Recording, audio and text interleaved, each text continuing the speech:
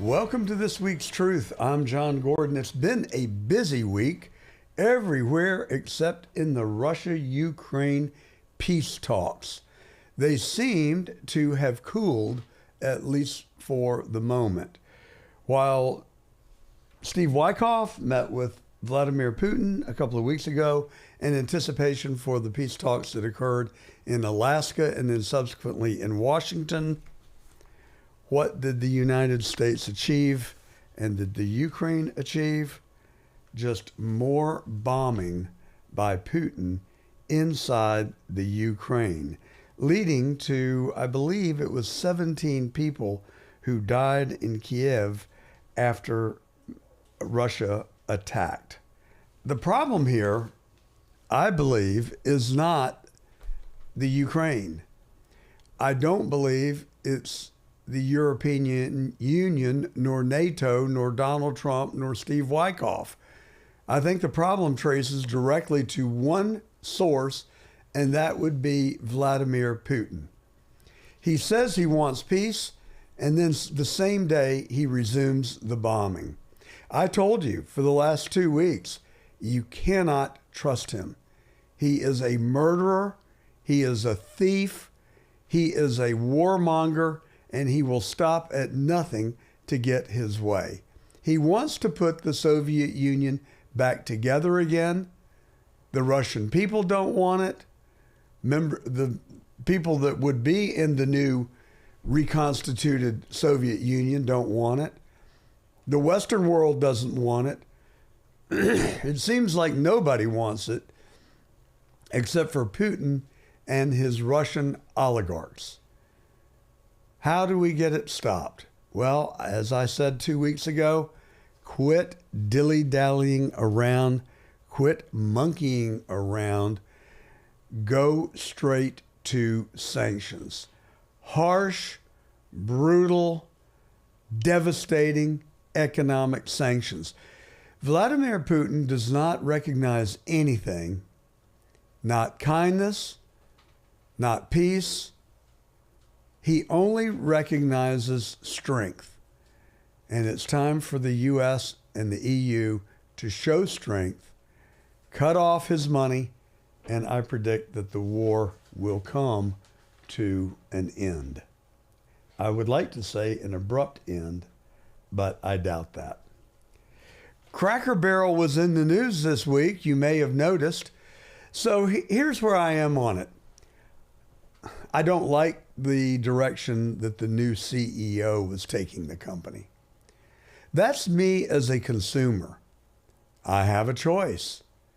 I just won't go there anymore. But then the president weighed in on it. He said, quit monkeying around with the business and restore the old logo and just give us good food. And that's exactly what happened. Well, here's what one of the original founders from Cracker Barrel thought about the moves. Now, when you saw this logo rolled out the other day. Oh, that's crazy. That's nothing. It's a bland nothing. It's pitiful. Has the CEO is coming up on 2 years of being in that position. Has she ever stopped by and said hello? I don't have any idea who she is. And she doesn't have any idea who you are? No. Do you think she knows the story of Cracker Barrel? I don't think so. I heard she was at Taco Bell, but what's Taco Bell know about Cracker Barrel? And country food. And the food is something that they need to work on. Spending $700 million to do that is all they're doing. They're just throwing money out the street. If they don't get back to keeping the country, then it ain't gonna work. Well, Anthony over here, my producer, he thinks it's all a publicity stunt. He said he thinks that it is designed to have put Cracker Barrel on the front page of the news. Maybe he's right, because they did a reversal and now they're back to the old logo. I think the founder is right. I used to go to Cracker Barrel all the time. Now, not so much, because I think the food has taken a step backwards. That's just me. But it is an iconic logo. It's a really nice store to throw back into the 40s and 50s. So from that standpoint, it's still nice. And it's a great place to nurture your sweet tooth. They've got all the candy I love. So anyway, I'm going to talk about that some more in a minute. But now we're going to shift gears and talk about Intel. The United States government has invested $8.9 billion in Intel in exchange for a 10% share of the company. Now, proponents say, look, we need to restore America's dominance in the chip world.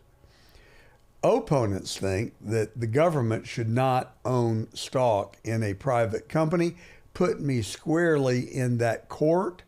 If you need to give capital to Intel, I would be in favor of doing it as a loan, but not as an ownership interest. It is a dangerous precedent to set. It will ultimately weaken the United States from a competitive standpoint, because we know that anytime government gets involved, you get a slew of red tape, bureaucracy, and the government will prop them up with more money, and so they lose their competitiveness. I don't like it. If you need to loan them the money, loan them the money. Meanwhile, President Trump is allowing in 600,000 Chinese students. I'm not too smitten on that either. You know, it was not but a couple of months ago that we reported that three Chinese students at the University of Michigan had tried to smuggle in this fungus that had the potential of wiping out our food crops. And I just think that we know that China is not a competitor, as illegitimate Joe referred to it, but really they're an adversary. And you have to acknowledge that. If you listen to Gordon Chang, or you listen to Peter Schweitzer or General Robert Spalding, they're all telling us that we are at war with China, and it's a stealth war. That is actually the name of Robert Spalding's book. But so we're in a stealth war with China. They flood the southern border with fentanyl. They've sent illegal military-age fit men into our country by the tens of thousands. I think the estimate was 150,000 actually. And then float spy balloons over our country. And they co-opt our public officials, like Eric Schwalwell, for instance, who was sleeping with a known Chinese spy. What does Nancy Pelosi do? She puts him on the Intel committee. Those things ought to tell you something. They certainly speak volumes to me. But why Trump would do that is a little bit of a mystery to me. He says he did it because it will improve relationships with China. And I think the reality is that he's done it because we're probably doing the same thing to them. We're sending U.S. students to China. They are studying abroad. I know some of them. I suspect one of them is with the CIA. I told him to his face, and he didn't deny it. I know he's military, a very nice, smart young man. But so I think it works both ways. It's just, I don't know. Marjorie Taylor Greene doesn't like it. Laura Loomer doesn't like it. Put me in that camp. I guess if we're going to do it, we have to do it. Just vet the hell out of them. Don't let these unknown actors into our country without a tremendous amount of scrutiny, including interviews and background checks and whatever we can get our hands on. So I've given you some examples today: Cracker Barrel, Intel, and 600,000 Chinese students. Well, take that one off the table. I think that is legitimately within the purview of the President of the United States. But, Mr. President, I'm just going to tell you flat out, I don't think you should opine on the logo of a private company. Or it's not a private company, it's publicly held. You're the President of the United States. I would stick to presidential matters. Now, it did have an impact The company immediately rolled back their plans to change the logo. But I think companies should live and die by the products they serve or sell, and they should live and die by their advertising and the decisions that they make and their ability to compete in a free, fair marketplace. I don't think that Intel should be propped up with an investment by the United States government unless it has national security interest. And again, I repeat myself for the third time, do it in the form of a loan. That's what we did with Government Motors. That's what we did with Stellantis. When they needed money, we loaned it to them and we got paid back. But I just don't like the notion of the government owning a company, that a commercial company that has a profit incentive.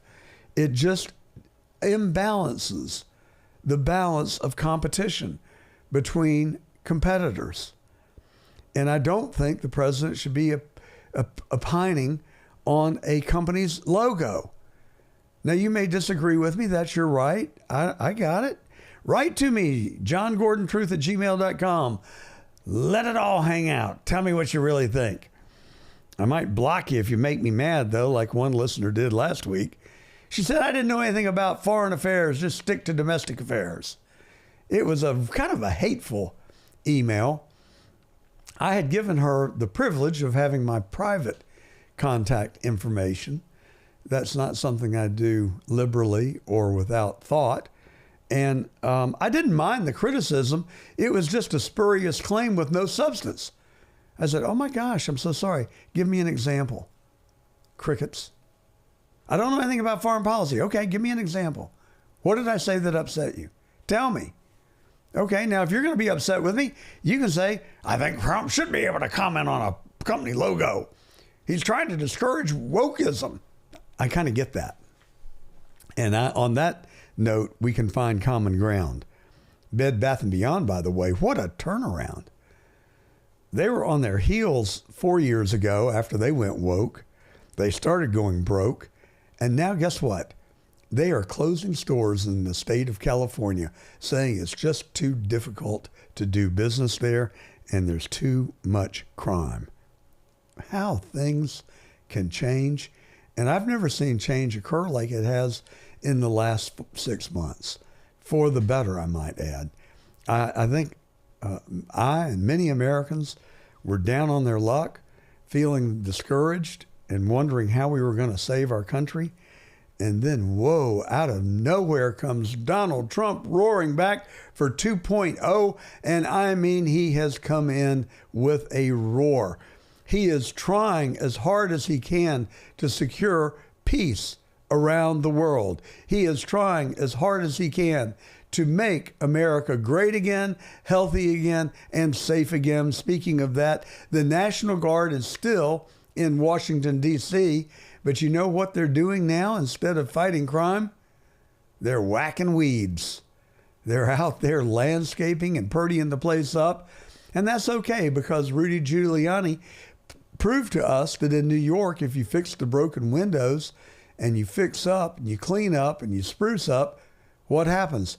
Crime goes down because the bad guys know people are watching and listening. And so they start to behave. I think we've now seen that clearly in Washington. There has not been a single homicide now in over 3 weeks since the National Guard showed up. Baltimore may be next, or maybe San Francisco, or maybe both. Those would be welcomed changes. And, you know, we talk about trickle-down ethics. I've spoken about that a lot over the last 3 years.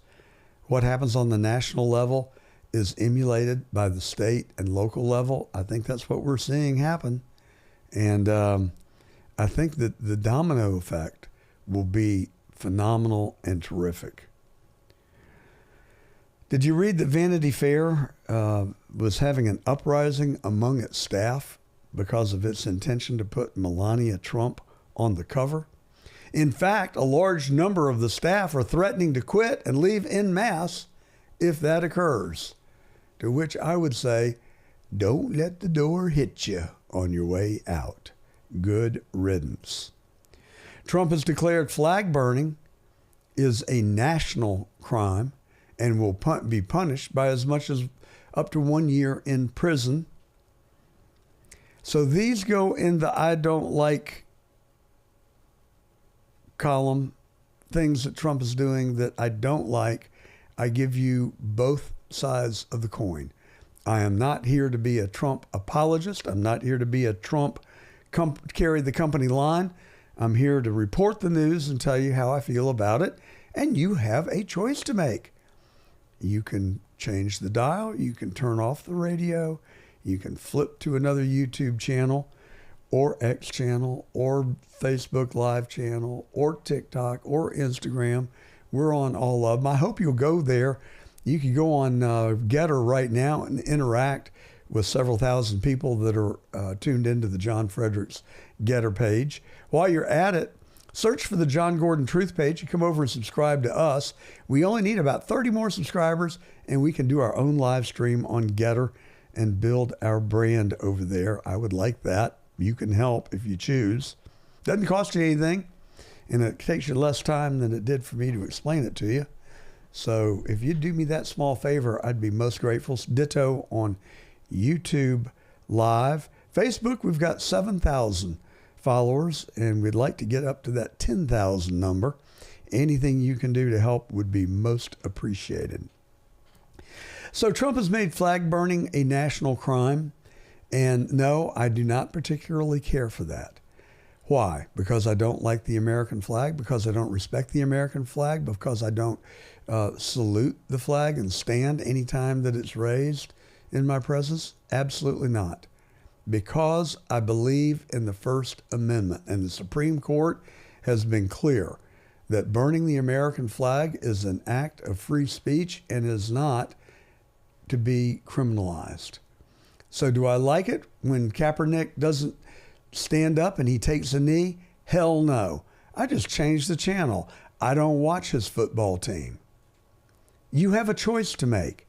And when someone burns a flag, do I like it? Absolutely not. I think it's despicable. Do I believe that it should be criminalized? No, I don't. So here's what I'm getting. Trump's done some things this week that I don't necessarily go along with. The Cracker Barrel weighing in on the Intel investment, the 600,000 Chinese. I'm going to put that in the neutral column because he is the president of the United States. He is the chief law enforcement officer. I think that is and he is also in charge of our foreign policy. That is clearly within his purview. So that's not in this category. Cracker Barrel, Intel, and flag burning are in the category. And that is, some people like Gavin Newsom think that Trump is a dictator. Don't put the wind in their sails. Listen to Gavin Newsom. You're not saying you think Republicans are going to stop it? I don't think Donald Trump wants another election. You think for a second I have 24 Trump 2028 hats. His folks keep sending me. And you think he's going to run again? No, don't give me. Who spends $200 million on a ballroom at their home and then leaves the house? So this is serious, guys. This is serious. So it'll be Newsom Trump in 28. No. This guy doesn't believe in free, fair elections. He tried to wreck this country. Were you there, January 6th? I think Fox was. At least they were in a lawsuit. They seem to have lost any memory of that. Shareholders didn't. I mean, he tried to light democracy on fire. He dialed for 11, almost 12,000 votes. Now he's doing it in plain sight. And people say, oh, it's just Trump being Trump.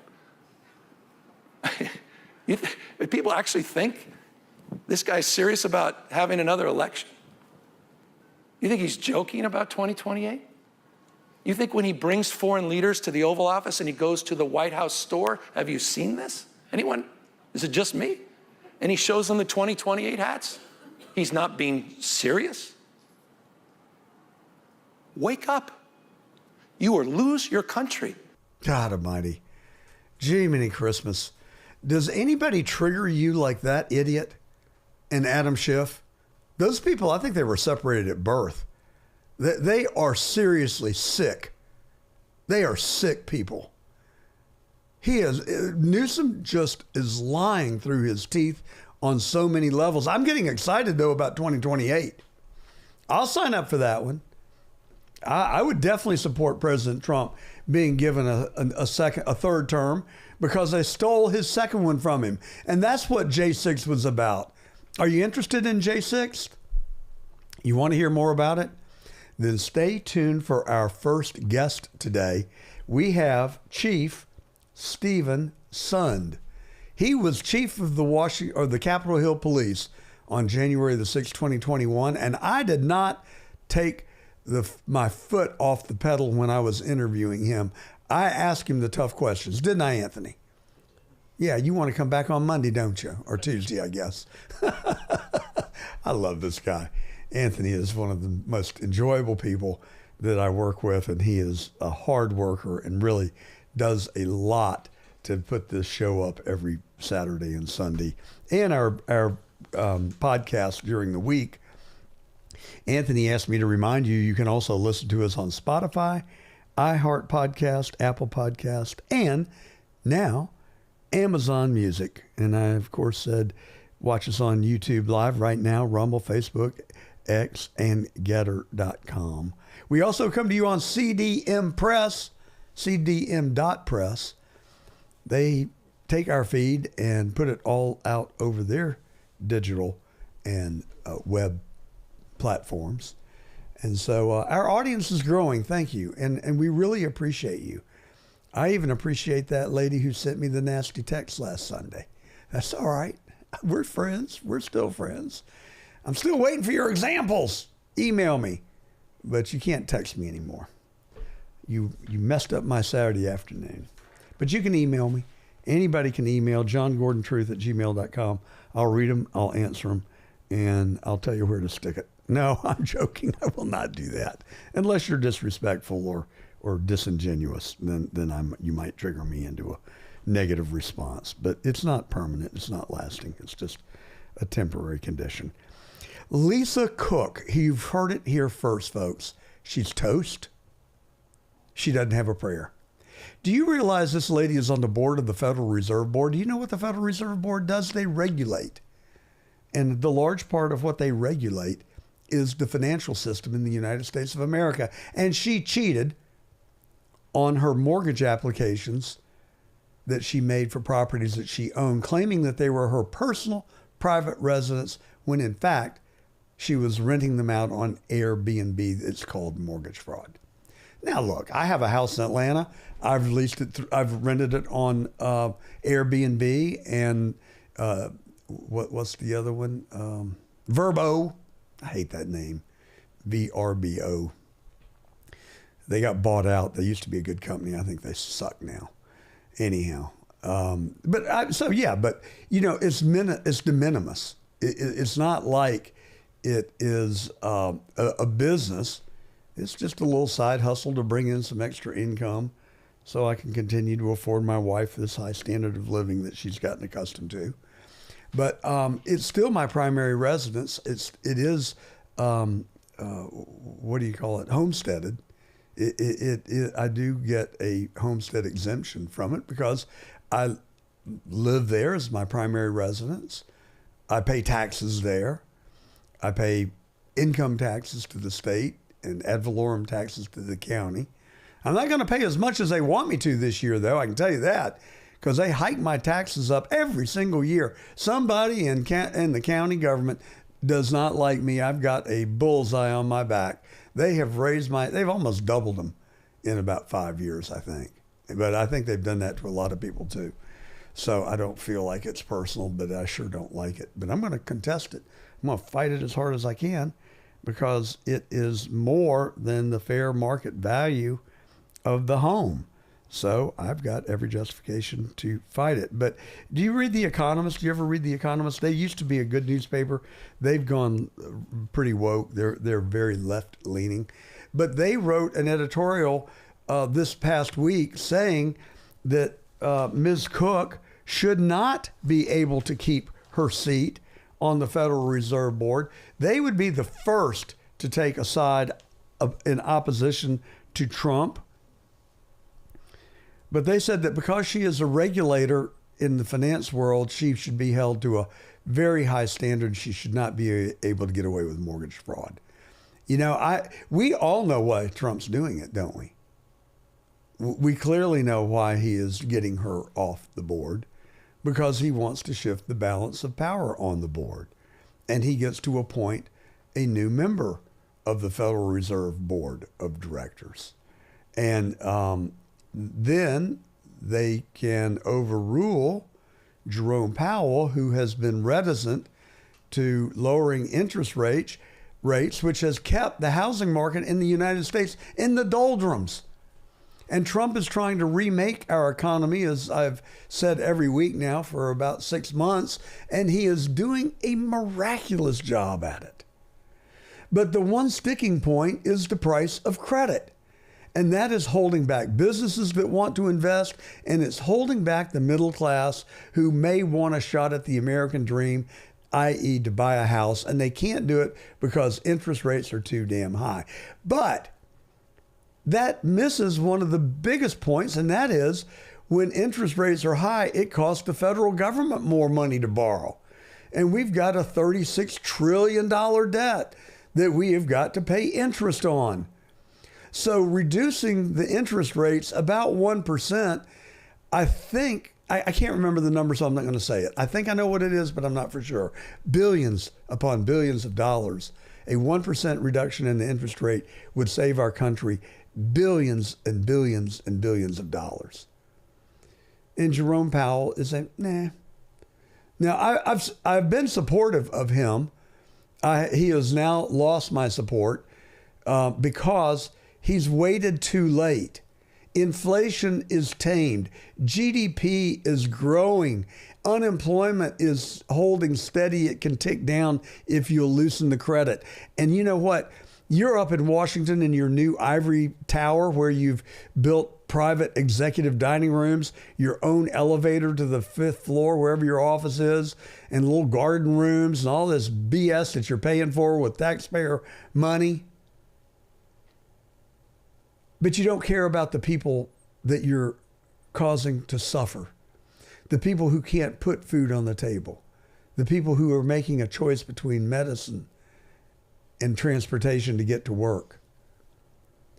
These people, these little people, and he is a little person, by the way, with a big ego, they don't care.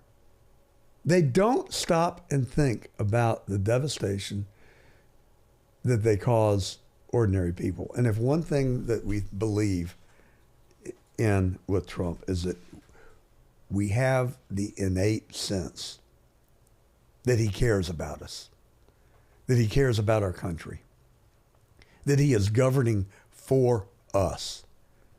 You have the sense that Jerome Powell is a political hack.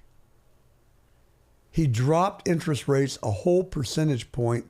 The market was bewildered just 2 weeks before the 2024 election. Nobody saw it coming. Nobody could believe it. It felt political, and it was. Now we see it being played out on the other side of the coin, and we think he is now being political and not trimming interest rates because it would fuel the U.S. economy. It would make Donald Trump look even better, and he doesn't want to allow that to happen. Shame on you. But Lisa Cook is done, finished. When The Economist says that she should step down because she's a regulator and she's abused her power, and because, you know, the fact of the matter is that Trump hires the board. I think intuitively, I think logically, that means he can fire the board. He didn't hire Ms. Lisa Cook, but he sure as hell, we think, can fire her. We're about to find out because she's filed a lawsuit. She's going to try and cling to that job with all of her might. I don't want Donald Trump to be viewed or portrayed as a dictator. It doesn't help him. It doesn't help us. It doesn't help our country. And I can imagine that the temptations to weigh in on issues and to make decisions that he in his heart of heart believes are right But you got to put guardrails on yourself, Mr. President.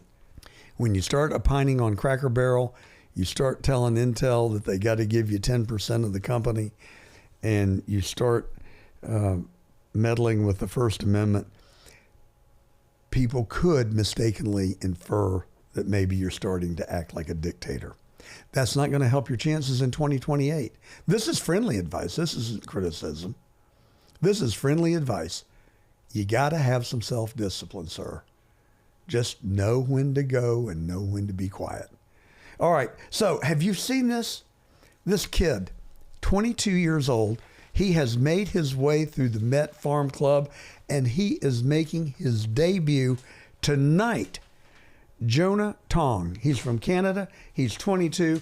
If you're on the live stream, I'm going to hold up his picture that was in the New York Post today. This guy's mom had to drop him off at the ballpark today for warm up and to dress out. He looks like a kid, but you know what? He looks like a happy kid, and people are rallying around this kid. I'm going to flip between the U.S. Open and the Mets game. You're listening to The Truth. I'm John Gordon. I'm telling you the truth as I know it. I let you know when I'm telling you my opinion, and I've given you plenty of that today. If you don't like it, email me, johngordontruth@gmail.com. I'll read it, I'll listen, I'll think, and I'll respond. Hopefully a little more tactfully than I did to the lady last weekend. I hope you're still with us, darling. I still love you. All right. And now Stephen Son, he's on now. And then Christina Bobb. She was the president's lawyer. She was at Mar-a-Lago the day the FBI raided the president's house. Do you know that they went through Barron's room and they went through Melania's dresser? It's disgusting. Everything these Dems do is disgusting because to them it's a game. But it's not a game to you and me, and I don't think it's a game to Melania and Barron. How revolting that they would cross lines of propriety and dignity in that way. But Christina Bobb is going to be with us. She got a shout out from the president yesterday. He had a picture of him holding up her new book. And we're going to talk to her about it. It's called Defiant, Inside the Mar-a-Lago Raid. And Stephen Son, he's next now. He was at the Capitol on January the 6th. He was in charge of the Capitol Hill Police. I think it's a good interview. I hope you do. I did not let him off the hook. I asked him the hard questions. I'm not sure he answered them all, but I brought him back to the question when he tried to filibuster or pivot. I enjoyed it. I think we got some information, and it's a subject that I'm passionate about and that we're going to stay on. You're listening to The Truth. I'm John Gordon. We're brought to you today by Perfect Circle Renewable Energy. They're a restaurant services company in Atlanta, Georgia. They clean restaurants. They pick up waste vegetable oil. They service grease traps. They've been doing it for 15 years. They do a great job. They've got a large market share in Atlanta, and if you call them, they will pick up the phone and talk to you. You can also check them out on the web, pcrenergy.com. And now let's get on to Stephen Son, Chief Son, that is to you. Stephen Son was inside the nation's capital on January the 6th, 2021, and he didn't even get arrested. Actually, at that time, he was chief of the Capitol Hill Police. And we're going to get into what happened on January the 6th with Chief Son. Welcome to The Truth. Thank you for having me on, John. It's an honor to have you here. I have been familiar with you for quite a few years, and I do consider you one of the casualties of January the 6th because you resigned after 25 years with the D.C. police, and then I think it was about 6 years, maybe 5, with the Capitol Hill Police, if I got that right. It was actually little less than 5 years. Yes. With the United States Capitol Police, and right when I was forced out by Nancy Pelosi. Yeah, so let's just say 30 years approximately of combined service to our country and the national capital. And Nancy Pelosi had the audacity to drive you out. What was going on? Wow, where do you want to start? That's a big question. So yeah.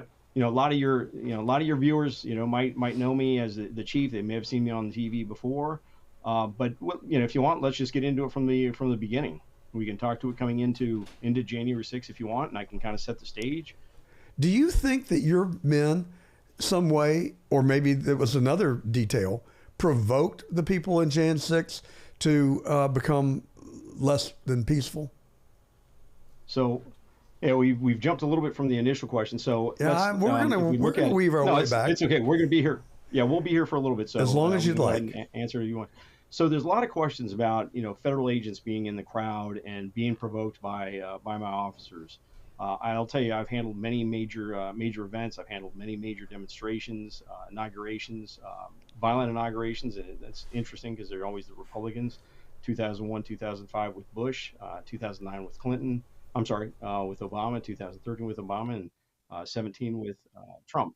I helped coordinate those. So when you talk about the crowd coming up, it is my firm belief that you had a small percentage within that group that were your real big disturbers.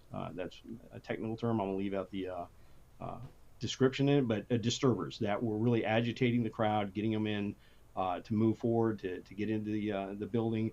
And they were the ones that were being violent with my officers.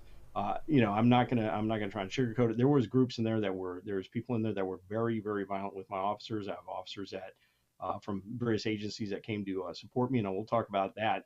The ones I had to call in that still haven't returned to work because they were hit with a metal trash can that was thrown off a pressurizer. So there were some violent people in the crowd. Well, do you think those? I've seen these videos where I'm sorry to interrupt you, but it's a federal agent that's kind of saying, "Hey, get in, move forward, keep moving forward." I have nothing to say whether that's true or not true, but if that is the case, that is absolutely uncalled for and shouldn't have occurred. The fact that there's possibly federal agents in the crowd isn't surprising. It shouldn't be shocking to anybody. If you're going to have a large event in Washington D.C., there's going to be groups. You have a number of agencies down there, everything from Secret Service, you have Federal Protective Service, you have Park Police, you have Capitol Police, you have Metropolitan Police, and they all usually will have people assigned to what's called the Joint Terrorism Task Force, or the JTTF. To have people from the JTTF deployed, monitoring crowds during July 4th celebrations, during different events, is not unusual. So to have federal agents out there wouldn't be unusual. To have them instigating in the crowd would be absolutely uncalled for. Well, do you think any of your men provoked the people that were in the crowd? Because we did see tear gas being fired and supposedly plastic bullets. I mean, who would have unleashed that on the people that were there? So that would have been unleashed by either members of my agency, the United States Capitol Police, Metropolitan Police. I ended up calling in 17 law enforcement agencies, but I couldn't get approval of the Capitol Police Board to bring in the National Guard, which was within eyesight of the Capitol, to quell this. I had to bring in other agencies that were brought in. They were brought in. They used what they call CDU, civil disturbance type of training, applying less lethal type of munitions for it. So that would have been occurring under the direction of people outside. So if you want, we can talk about what I was having to deal with inside the Capitol while that was occurring outside the Capitol. Well, we'll definitely get to it. I've got some questions I'd like to ask you before we go there. Like, for instance, did Michael Byrd work for you, or was he assigned to another agency? He was assigned to the United States Capitol Police. Yes, he was a lieutenant that was assigned to what we call our Chambers Division. So he was within the United States Capitol Police. That is correct. So do you think he acted lawfully when he shot and killed Ashley Babbitt? So let me tell you how the information, because like you going in and working with the ballots that you had seen. I'm 30-year law enforcement. I'm going to give you the facts as I know them. So the investigation, I was there. I was on the phone with the Pentagon when Michael Byrd was involved in the shooting. Never spoke to Michael Byrd after that. Never met up with Michael Byrd. Never reviewed a piece of information. What you're going to find out is, as we go through this discussion, what I attempted to do in advance to even prevent that riot from occurring. But within 24 hours, Speaker Pelosi demanded my resignation, forced me out.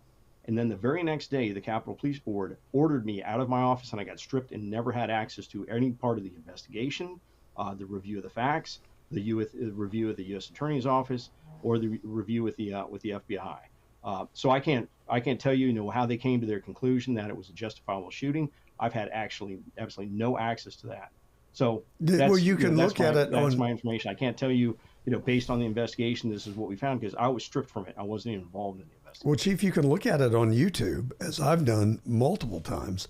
It looked like cold-blooded murder to me. I mean, Ashley Babbitt, if I'm not mistaken, was 5'3". She was unarmed. There's some question about whether she was climbing through the window or being pushed through the window. But in the worst possible scenario, if she had gotten through the window, there were 6 police officers there that were very large. I mean, why not wrestle her to the ground, put the cuffs on her, and prosecute her for trespass? I'll just be honest with you. It is very disturbing to me when I watch those videos. And I'll tell you, it is disturbing to watch. And any loss of life is absolutely tragic. You're watching it, and when that shooting occurred, it was probably 2:43. I think it was 2:43 p.m. when the shooting occurred. The riot got out of control on the West Front at 12:53. They broke the first window of the Capitol right around 1:14 and started climbing in the Capitol. So when that shooting occurred, this had been going on. The riot on the West Front had been occurring for almost 2 hours.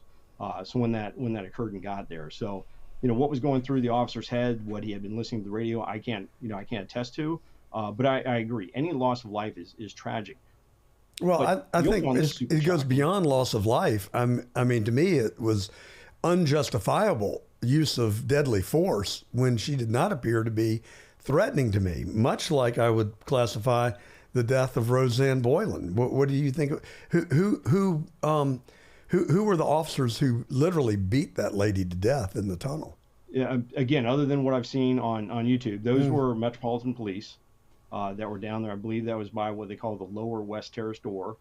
That was Metropolitan Police that were involved in that. Again, other than what I've seen on video, I have nothing else really to add to that. I'm just, I'm thankful there wasn't a greater loss of life. I'm thankful that there wasn't a greater use of force. And you're going to be shocked when I tell you this. That night, the night of January 6th, at approximately 10 o'clock at night, I was called onto a conference call where I had a member of Congress screaming at me, a Democrat from the state of Ohio, screaming at me about why I didn't order my officers to open fire on the crowd. So think about that. We had one person that was involved in the chambers. Again, he's filling a protective mission. I tend to wonder what would have happened if you had this happen at the Secret Service at the White House, if you happen to have this at the State Department, something like that. Would you have the same situation where somebody in a protective mission are faced with that? But nonetheless, could you imagine if a chief of police ordered a crowd to open his officers to open fire on a crowd? That's unbelievable. Well, the last time I can remember that happening was at the Kent State University in the Vietnam era, and I thought that it was a low point in America's history. I would put this January the 6th in a similar category because these were mostly peaceful people that were there in earnest, in good faith, that intended to do harm to no one. I'm not saying there weren't bad actors, but even I don't know what the response should be when someone throws a dangerous object at a police officer. I would think there would have been enough police officers, again, that they could have been subdued and arrested. But there were a lot of people in that crowd who were angry, and they got more angry as the day goes on. And I'm not trying to be judgmental, but I am very judgmental when it comes to Ashley Babbitt and Roseanne Boylan. I mean, that D.C. police officer appeared to be angry, and she was unconscious, and he continued to beat and kick her. I just don't understand. And I don't know where that guy is now, but I hope he's retired and maybe in some sort of a program to deal with his anger. But that's an unnecessary loss of human life, in my opinion. What about Brandon Fellows? Are you familiar with him? Brandon Fellows, the name might be a little familiar, but not right off the top of my head. So he was a 19-year-old who entered the Capitol and basically went into the Hall of Statues and conducted his own self-guided tour. He left the Capitol on his own volition, and encouraged to leave by no one. He just spent 20 minutes there. Was he the individual that committed suicide? No, he is alive today. Actually, he's the guy, if you recall, after he got out of prison after 3 years, he attended a hearing in the Capitol where Anthony Fauci was testifying, and he sat directly behind him and he made national news because he was mocking Dr. Fauci. This guy, I think, you could consider him a patriot. He's young, he's immature, although I think he's probably grown up a lot. But he was really treated horribly while he was in prison. He was in solitary confinement for a number of weeks. And really all he did was go into the Capitol and walk around the Hall of Statues and then left. No one told him to leave. No one told him he couldn't come in. And then you had the Sharman who entered the Capitol. And I don't know if they were your men. I think they were, that actually invited him into the Senate chambers, and he went up on the rostrum and led the people that were there in prayer. And he was indicted for being an insurrectionist. I think those charges were later dropped, and he may have been, I don't know if all the charges were dropped or he was. Well, he served some time before the charges were dropped, though. Right.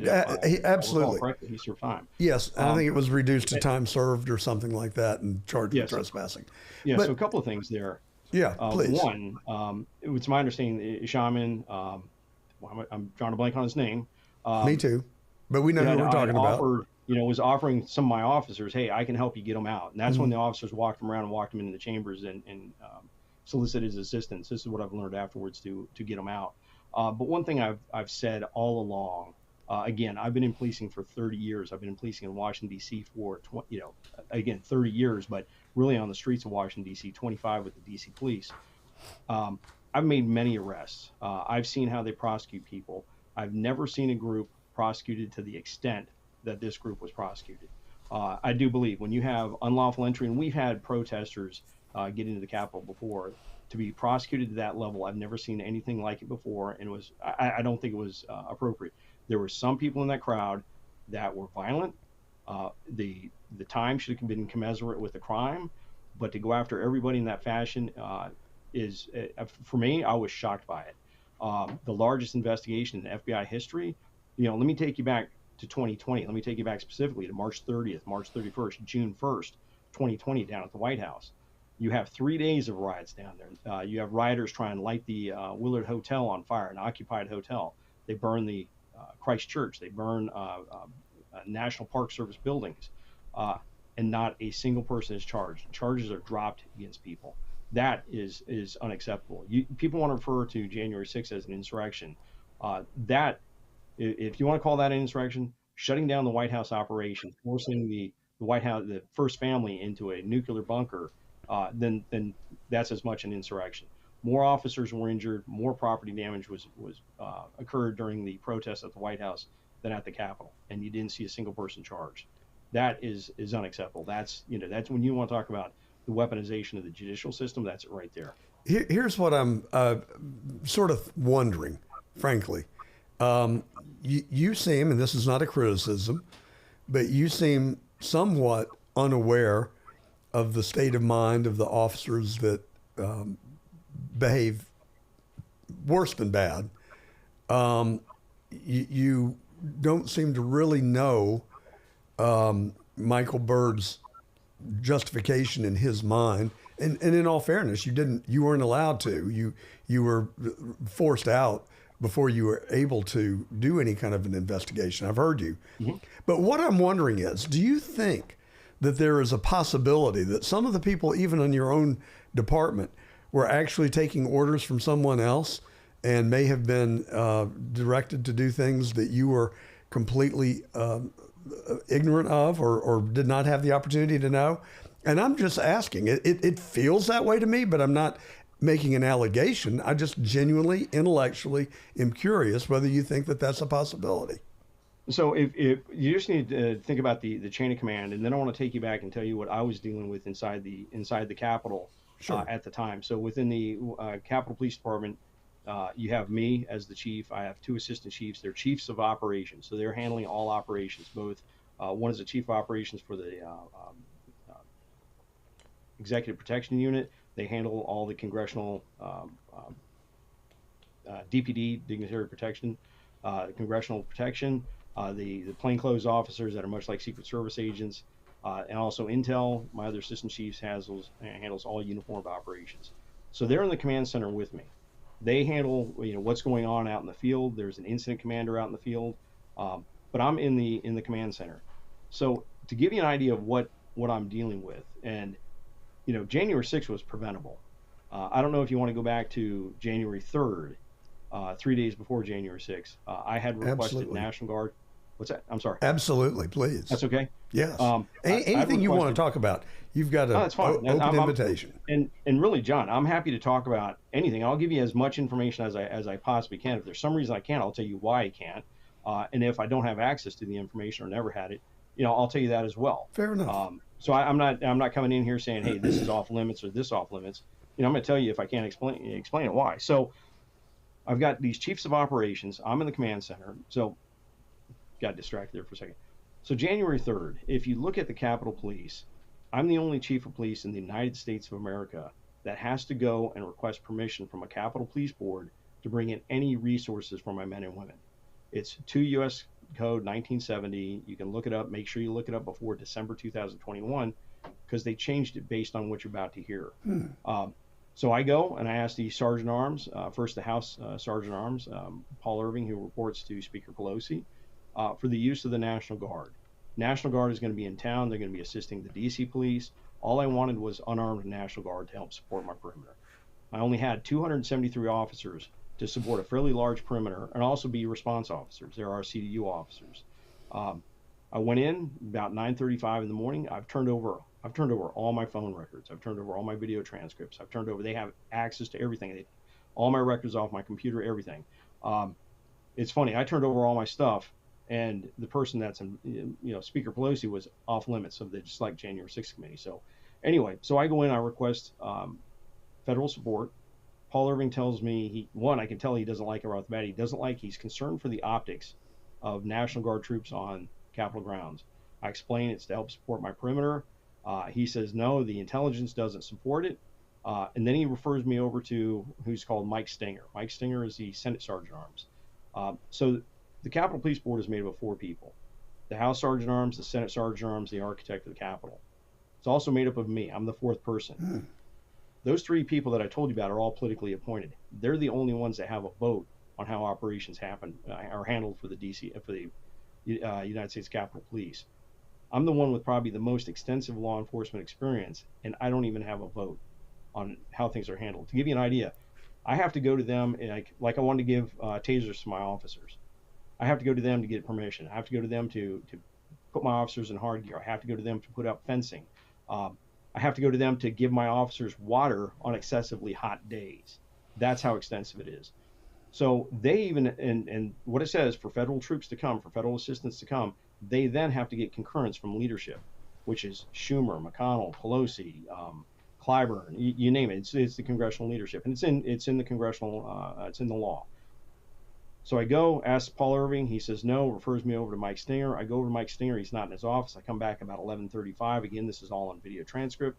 Come back at about 11:35. He's suiting up to go to the swearing-in ceremony because this is Sunday, January 3rd, the first day of the 117th Congress when they swear everybody in.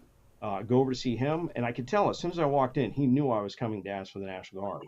He wouldn't approve it. He's getting ready to go out the door. He comes up with that idea for me to call the General Walker of the United States of the D.C. National Guard and ask if we need their assistance. How quickly could they get there? I said, listen, I need them for the perimeter. If we need their assistance, that's going to be too late. He says, give them a call, and we'll talk later. I later found out that Paul Irving had called him and told him, son's coming over, asking for the National Guard. We got to come up with another plan. We'll never get this by Pelosi. That's what he told me. And I know I've got the date down. I think it was April 8th, 2021. I had lunch with him, and I asked him, how do you know I was coming? And he told me. So here I am, January 3rd. I've asked twice. I've been denied twice for National Guard assistance. Many of your viewers probably have heard, did President Trump offer National Guard? I can tell you for a fact. I can tell you for an absolute fact. A person by the name of Carol Corbin from the Pentagon. She handles all the coordination of what they call DSCA, Defense Support for Civil Authorities. She contacted one of my deputy chiefs and said, is Capitol Police going to be requesting National Guard assistance? It's the process. It goes through the process. By law, I had to tell her no because I'd been denied, and I cannot request it without that law being approved. So here I am coming into January 6th. Don't have the support I would like on my perimeter. We're there, 12:53 p.m. Now let me paint a picture for your viewers. I'm sitting in the command center. Command center is a large, probably 30 by 40 foot room. Got video screens on the front and two side walls. Sitting behind me, right behind me, are 3 representatives of the Capitol Police Board, the very people I have to go to and request permission to bring in any federal resources. Sitting to my right is my Chief of Operations for Uniform. Sitting to my left is Chief of Operations for Dignitary Protection and Intel, and then General Counsel, some other people there. But anyway, so that sets the stage. 12:53, 12:41, I think it was, we get the word on the pipe bomb at the RNC. So I start sending resources over to the pipe bomb. We had been watching part of the president's speech up on the screen, turned down the speech. We have the pipe bomb. I'm sending some resources over there and kind of watching that closely. Then 12:53, somebody says, hey, we have a large group approaching our west front. I look down. I see hundreds of people coming across what they call Peace Circle and the Maryland Avenue. Coming up, and we have bike rack there. Look down, we have the video screens up there. I see the officers down there. They're wearing soft gear. They were supposed to be in hard gear. They're already supposed to be in hard gear because they're on the perimeter and they're response officers. And that's based on after action reports. But anyway, and I see them get up there. What was unusual is there was people within this crowd. I've handled dozens of protests. And you get the agitators that'll start screaming. They'll start yelling. They'll hold up their signs. They'll get some bullhorns. They'll start getting in the face of the officers. This got very contentious, very aggressive, very fast. This is one where you had an individual that had been seen down by the White House the night before telling people you got to get into the Capitol. He's down there whispering into protesters' ears. That would be Ray Epps, as I think you're referring to. Ray Epps, right? Then are attacking my officer shortly thereafter. I see that occurring. I turn to my Chief of Operations next to me and go, hey, where's our CDU? Get our CDU down there now, because you can tell they started pulling out the fence. They started swinging at the officers. So I see that going on.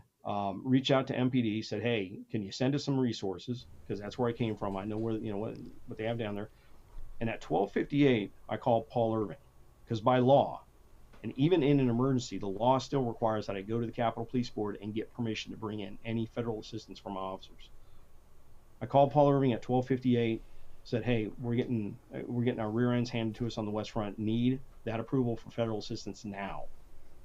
What did he tell me? Let me run it up the chain. I will never forget that as long as I live. Let me run it up the chain. Up the chain for him is up to Speaker Pelosi. Sure.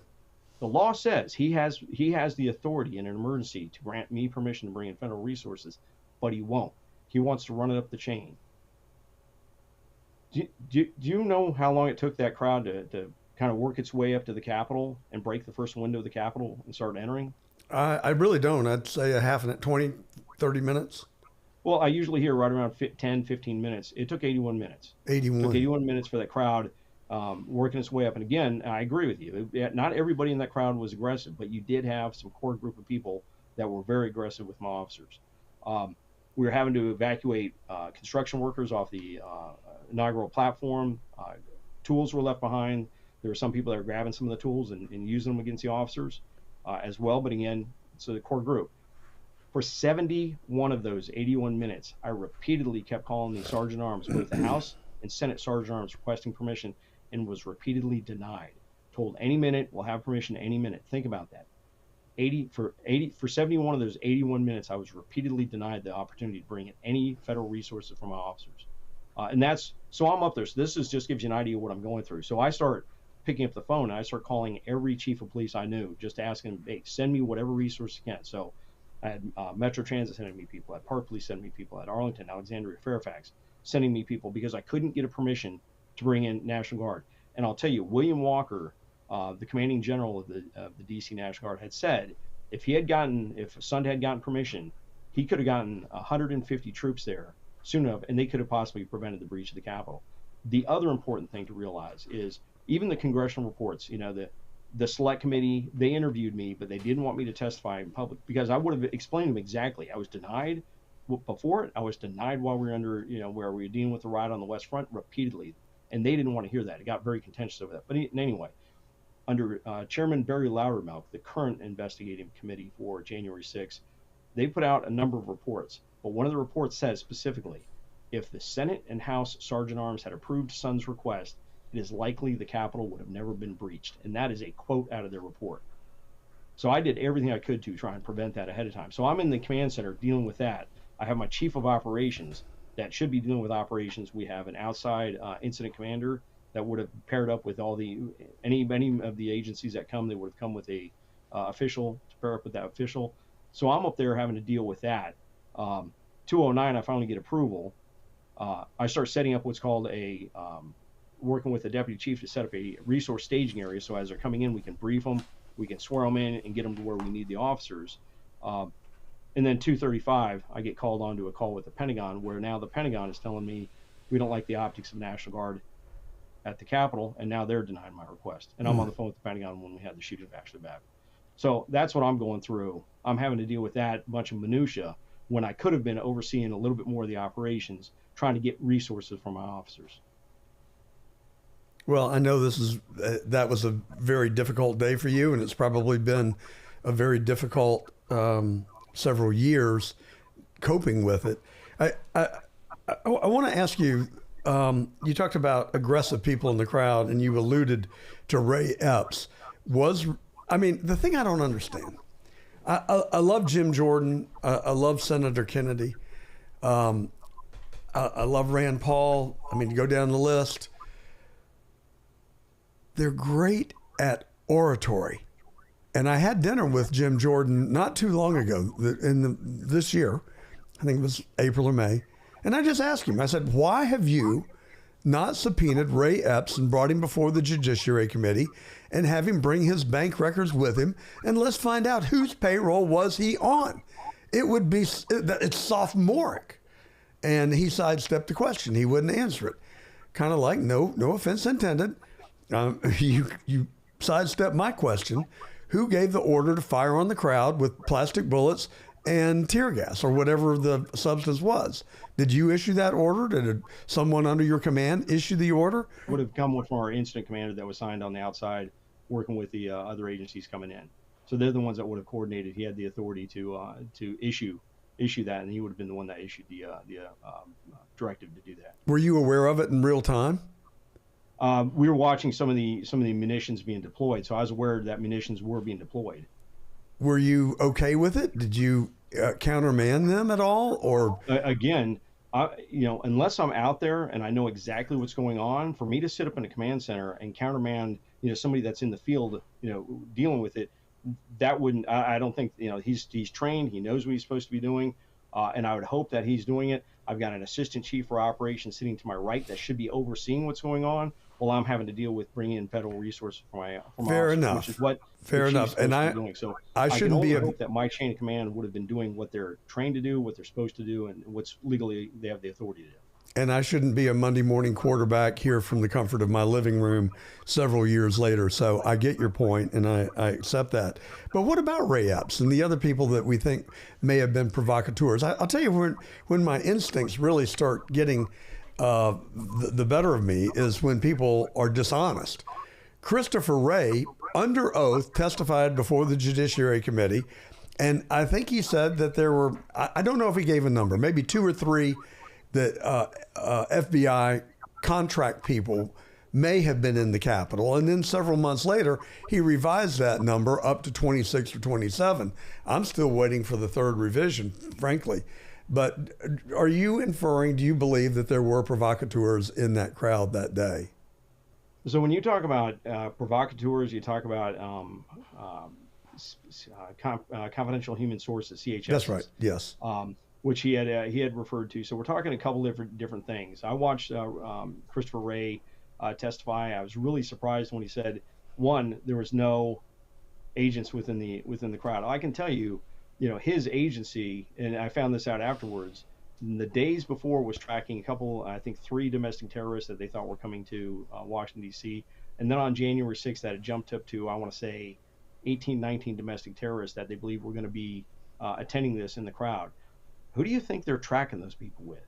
It's not like they're tracking them, they're just sending out, they're going to be tracking them with agents. So I was just kind of surprised that, here you are, you've got him saying he doesn't think there's going to be any agents in the crowd. If you think you have domestic terrorists coming to an event in Washington, D.C., you think you're going to put some resources out. I'm not an FBI agent, but I just think that's smart. That's what you would do.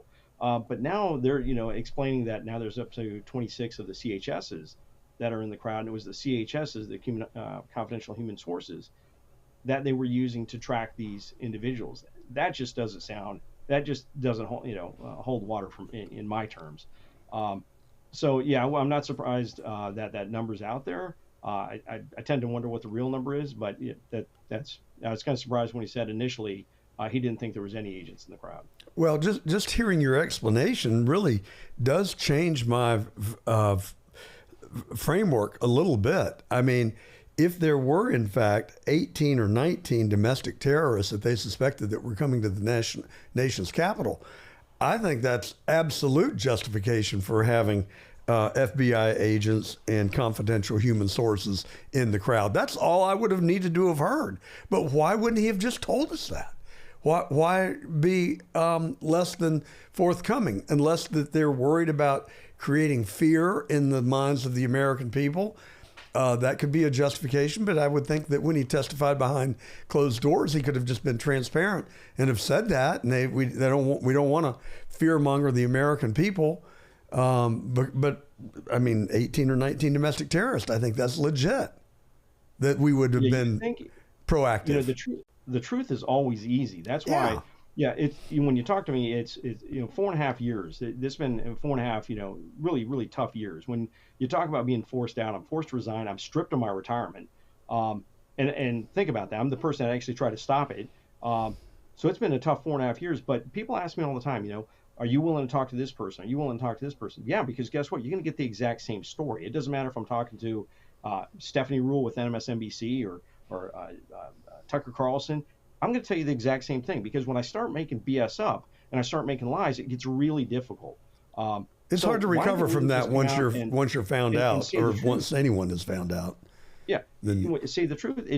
It makes it a whole lot easier, and I think that's what the American people want. So, well, I just gratuitously, I will say, you appear very legitimate and truthful where I'm concerned. And I appreciate that very much. And I will also say that I cannot imagine how I would react if I were in your shoes and had done my job for 30 years and I was summarily drummed out based on what I consider to be a political operation. That's what I truly think. My state of mind, my paradigm is that they stole the election from President Trump. They knew that people were coming to Washington because they were legitimately upset about having their franchise stripped from them. Good for them for taking a stand. Things, whether they got out of hand because of the people who were there or because of people that were provoking them in the crowd, it became political theater, and I think Nancy Pelosi capitalized on it and in an attempt to get people to focus on that rather than the 2020 election. That's what I truly believe, and I think a lot of Americans believe the same thing. And it is inexcusable, it is uncalled for, and shame on the people that did that if what I said is in fact true. And there's more than a little evidence, there's a legion of evidence to support that. So, well, I'll tell you, when you look at it, one, I've had a number of people said, you had to be stripped out of there because you had too much information, and it would have gone against what they were trying to do. And two, people, I try not to be a conspiracy theorist. I try and work by facts. For me, it's all about facts. Give me the facts. I'm going to try and analyze this. But when you sit there and begin to analyze and look at exactly some of the obstacles I faced dealing with, trying to get resource in advance, people ask me all the time, well, what do you think? This could have happened. It doesn't take much to start going down that road, because think about who benefited the most out of this.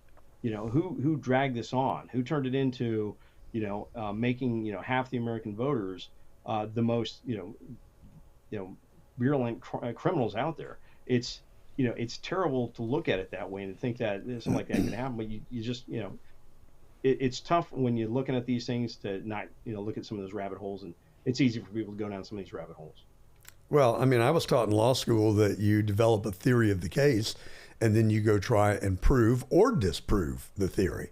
And so I think that's what we're actually doing. And, you know, I heard you, I get it.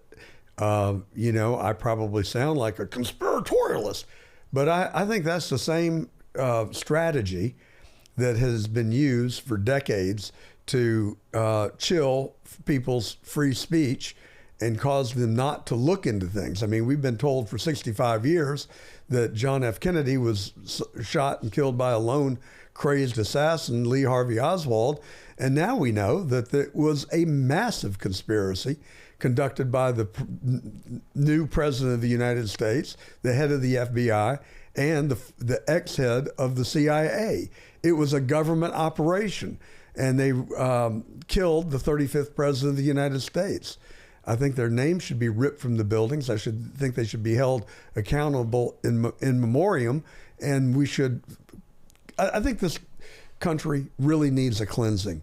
All the secrets need to come out. All the political shenanigans need to come to an end. And when I was younger, even, you know, when things were contentious, Reagan and Tip O'Neill had plenty to argue about. But they could have dinner together and they could have a cocktail together and pat each other on the back as they're walking out the door. That is just completely absent from today's governance. And I wish we could figure out a way to get it back. But I think it starts with everyone. I mean, everyone, Republican, Democrat, black, white, straight, gay, I don't care what the classification is, coming together in good faith with the question, what's the best for the American people? And if that could be the litmus test for all of this stuff, I think we would get along. I think we would have a loving, harmonious country, and that we would restore the moral authority to lead the world, which we so desperately need right now. Yeah, so a couple of things, if I can comment on that. Sure, one, please. I'm glad that more information is being released. More, like it said, you talked about some of the files, JFK assassination files being released. I still think that Barry Loudermilk has now been approved to continue the January 6th investigation. I think more will come out of that. So I'm glad that is happening. And I agree with you 100% that, you know, this division within the country is not helping anybody. It's helping a group that probably wants to see the United States eventually fail. It makes you wonder, doesn't it? It's an incredible country. It's a great country. It's a very young country. And I would love to absolutely see this country last. I've got kids. I want to see it for my kids, my grandkids, because it is the country of hope, the country of freedom, the country of. I mean, this is why so many people want to come here. And you have, you know, some people that are just don't seem to be for that. The one thing I would say is people need to start being a lot more critical of the information they're getting.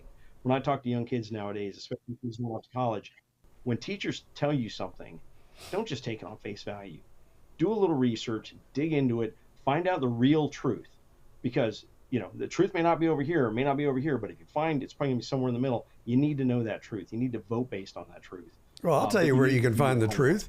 Right here on the John Fredericks Radio Network, every Saturday and Sunday between noon and 2. We're also on cdm.press, and we're also we also live stream all across the web on the traditional web services like YouTube Live and Getter, Rumble, X, Facebook, and so forth.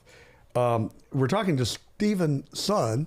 He is now the retired chief of the Capitol Hill Police. He was there on January the 6th and resigned the following day. And I think that's a huge loss for our country, frankly.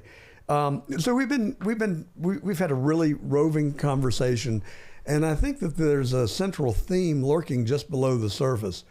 Do you believe that there is, in fact, a deep state, that it exists and it is real, and that it is a cancer on our country? There's a couple different ways of defining what you call a deep state. I think there's probably, different people within politics that work together. If it, you call it deep state, working underneath, that have maybe their own agenda. I may look at maybe I call it something else, but I do think there are people that kind of work together to push initiatives, and they might try and push them, behind the scenes, out of public eye. to push things through, and that's not the way politics should happen. I think everything should be above board, should be within the light, so you know what's going on. But yeah, having lived in Washington D.C., it is, it's an interesting place to see operate. But I do believe there's a lot of stuff that happens below, under the surface. So I don't know if that may be someone's definition of deep state, but I do think there's people that coordinate together and try to make things happen. Again, I'm not, this may be just how politics work. Well, deep state to me, politicians are going to work together to push different initiatives and stuff like that, and if that's what you want to refer to it, that may be how it works, but that's not, I don't think that's how politics or how our government should operate. Well, we're in total agreement on that point. It is my considered belief that Donald Trump is in the process of dismantling the deep state or bad actors within our federal government, call it whatever you will. And I think it began with Tulsi Gabbard actually firing, I think the number was 35 or 40 NSA employees who she concluded were not loyal to our country, that were operating outside the chain of command. And darn if she didn't just discharge another 27 this week who had direct ties to Russia. I think what we're going to see is Russia will be the first chapter of the book. The American people are going to learn all the facts, the good, bad, and the ugly, and that it has come out. At some point, the mainstream media, I think, is going to be forced to reveal the information that has been disclosed, or else they will lose what little credibility they have with virtually anyone. And then I think we're going to discover that the 2020 election was, in fact, stolen. I think we saw the first salvo of that this week when Donald Trump said he was going to end paper ballots and get rid of the voting computers. And then there's one last one that I'm really disturbed by and I'm concerned about. And I think this is my belief, without direct evidence, but when you look at all the indicia, I think it is fair to ask the question, did the deep state try and assassinate Donald Trump in Butler, Pennsylvania on July 13th, 2024? Your thoughts? Wow. Yeah. How does this young kid get past all that security? There were so many laps. I've been involved in the protection of every living president. I've moved the president.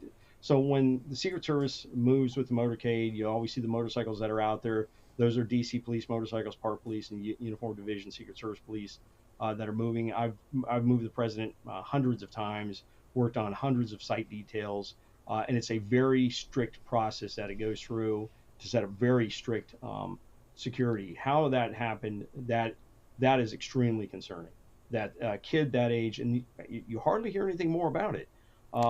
And there's so many things, whether it's the Tulsi Gabbard, some of the stuff that's coming out now with Russiagate, it's not being covered the way you'd expect to be covered in the media. Some of these things should be the biggest controversies that you've heard in our history, and they're not being covered. And I think you'd mentioned that Donald Trump was looking to get rid of the paper ballots. He's looking to get rid of the mail-in ballots. I think paper ballots. Oh, I'm sorry. Did I misspeak? Definitely the mail-in ballots. The paper ballots are going to replace the machines. So I may have, forgive me, I'm getting old. No. I just want to clarify that because. Totally. Thank you for doing that. I always like grabbing that paper ballot and walking it in myself and pushing it through the machine. Maybe it's a little bit higher level of confidence or something. I hope it's right. But, it'd be, anyway. Well, it's something that can also use to provide an audit if there is suspicion of bad dealing. Yeah, 100%. Our election should be the most secure in the country. Think about it. When we had COVID, you had members of Congress that were allowed to do voting. And they didn't have to come down to the chambers. They could do voting at a distance. But there were several levels of secondary, tertiary verification of who they were before they could vote. It's not like they didn't need their ID, didn't need anything, go down and vote. That's crazy that you're not going to have ID associated with voting. That's stuff like that. That's crazy, and I'm glad that they're finally putting some teeth there to our rules. All right. Well, you've been so generous with your time. I want to ask you about one last thing. I don't pick sides really. I really only try, as God is my witness, to identify what I truly believe to be the truth. So we had riots in 2019 after the George Floyd died, and he was held under the knee of a police officer with 5 other police officers looking on, and he was saying, "I can't breathe," and they did not appear to be resisting. I'm not relitigating that. The point that I'm trying to get to, the reaction was, let's defund the police. Well, that seems to be about the most stupid reaction I could possibly think of. You know, I love law and order, and I actually love the police. I gave free rent to 2 police officers in the worst zip code in America through my charity in Atlanta called the Friends of English Avenue. And after the police had gone in and killed Katherine Johnston and shot her full of 6 rounds of ammunition, she was guilty and suspected of nothing. They just secured a no-knock search warrant, and they got the address wrong. They went to the wrong damn house, but they killed a 92-year-old grandmother and then tried to cover it up. But my point is, in the aftermath, we moved police officers into the neighborhood, and they established relationships with the 6,000 residents, and they attended church there and lived there. And the whole dynamic changed overnight. The police would now come, and the tension level didn't go away, but it subsided dramatically, and today it's a much healthier place. So my point that I'm getting to is that why can we not just all agree that, like in every organization I've ever worked in, I've been in a large law firm, I've been in a Fortune 500 company, I've been in my own business now for 40 years. I have seen bad people in every single one of those organizations. And usually they're dealt with in some matter of speaking over time, but it's just part of the real world. Why can we not all agree that there are bad policemen? Not all bad policemen, the vast majority are great policemen. But there are cops with really bad attitudes that are there for the wrong reasons. And so why can't we just say, look, we're going to celebrate the good guys and we're going to hold the bad guys accountable and help career adjust them if necessary, or send them back into initial training and see if we can't straighten them out and give them a second chance. But why? These extremes just make no sense to me. What do you think? So I agree with you 100%. There's some people that should never even be a police officer. I don't think there's any way to rehabilitate some people. How they get through the screening process, I have no idea. Not everybody is fitted to be a police officer. I've walked a footbeat in Anacostia. I've walked on Sheriff Road, Minnesota Avenue, Benning Road, Texas Avenue, 46th Place, some of the most violent parts of Washington, D.C. I've been shot at in the streets of Washington, D.C. But I built that relationship with the community that you talk about.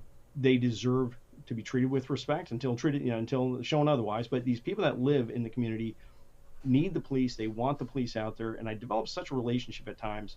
We'd respond to crimes, and they'd point at me. There'd be other police officers of various demographics with me. They'd point at me and go, "We will talk to him only," because of that relationship you set up. So I agree that there are bad actors out there. There are bad police officers that shouldn't be police officers.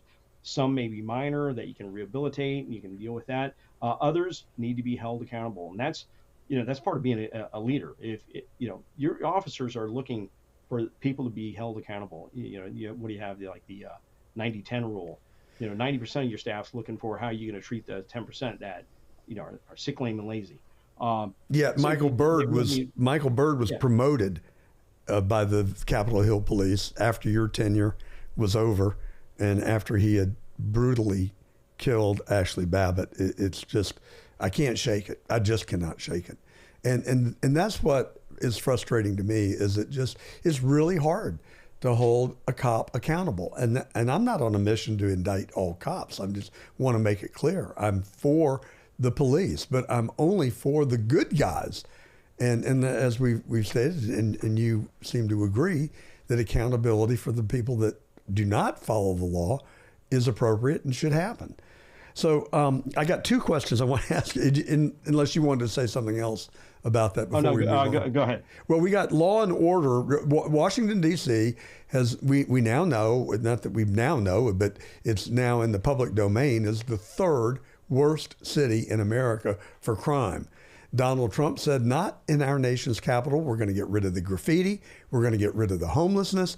And we are going to get rid of the crime. And the left liberal politicians and the media say that this is fascism at its best. It's just a power grab. Yet murder's down 35% in 9 days. Robbery is down 50%. And what do you think about Donald Trump deploying the National Guard inside Washington, D.C.? Well, people weren't claiming it was fascism in 2015 when they're deployed into Baltimore. Stuff like this has happened before. We've done, when I was with DC Police, we'd do these type of initiatives in the past. They work. You get with the federal partners. You'd bring an FBI to deal with the most violent recidivists. You'd bring the DA to deal with the drugs, find out where they're going. They track the drugs, or ATF, the ballistics and tracking weapons. You'd work together. We'd even bring in the National Guard. We'd do it during Safe Streets. We'd do it during summer crime initiatives. So it happened regularly. If Mayor Bowser had said, hey, President Trump, I need federal assistance, I'm going to try and take over, crime in Washington, D.C. And you're absolutely right. When you look at the homicide rate across the country per 100,000 residents, usually 5, 6, it's above 30%. I mean, it's above 30 per 100,000 residents in the District of Columbia. That's absurd. So she would have been, if she had asked for that assistance, she would have been lauded as a hero across all the media spectrum. But because it's coming from the White House and Donald Trump had to invoke Section 740 of the Home Rule Act, it's looked at as fascism.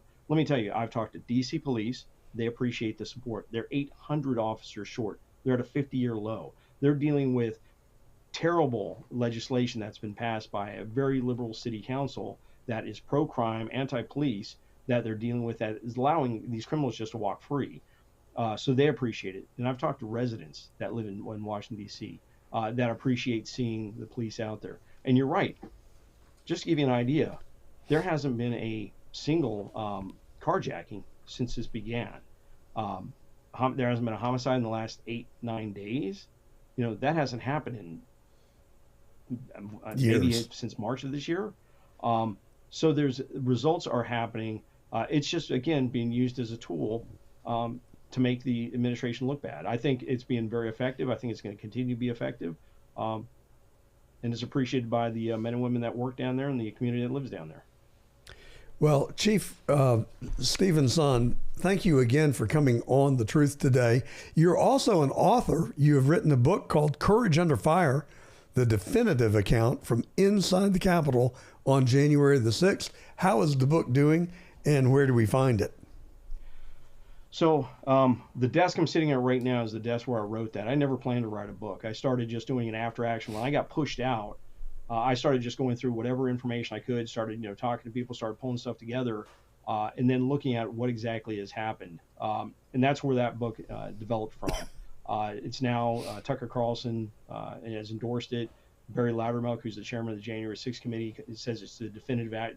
It should be the definitive after action for January 6th because you get the facts. As far as I know, it's doing well. Everybody I've talked to, it's a number of police agencies across the country have utilized it. I've gotten comments from people across the country, around the world on it.